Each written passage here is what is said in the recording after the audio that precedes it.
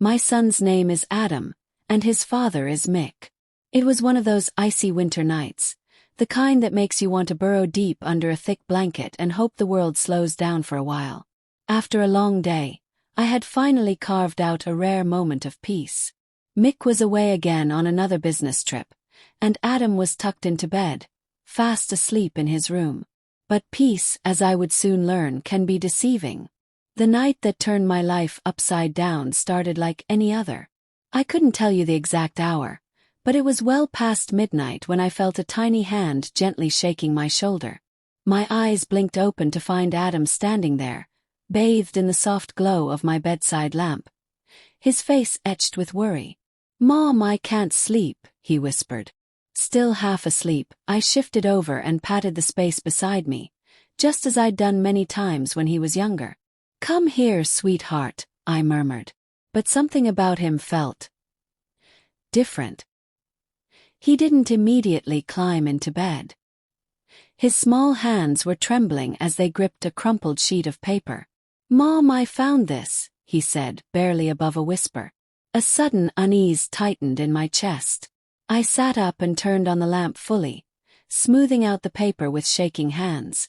My eyes moved over the text, and with every word, the air in the room seemed to thicken. It was an email, one Mick had written, but not to me.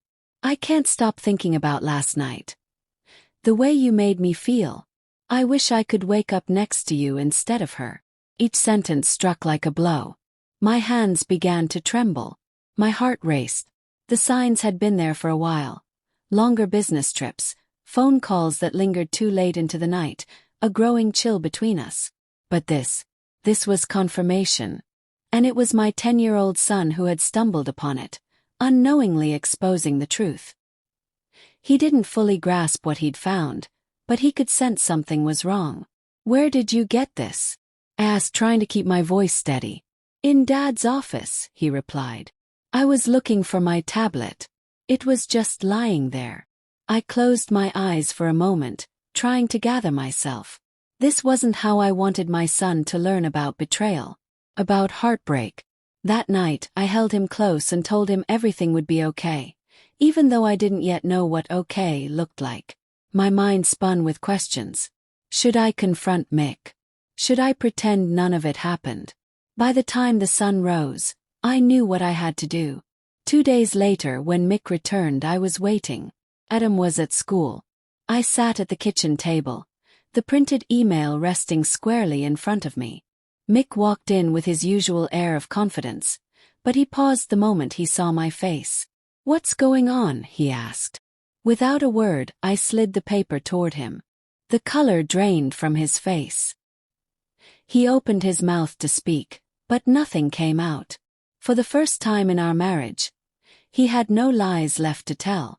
I didn't yell. I didn't cry. I simply stood, looked him in the eyes, and said the words that marked the beginning of a new chapter. "I deserve better."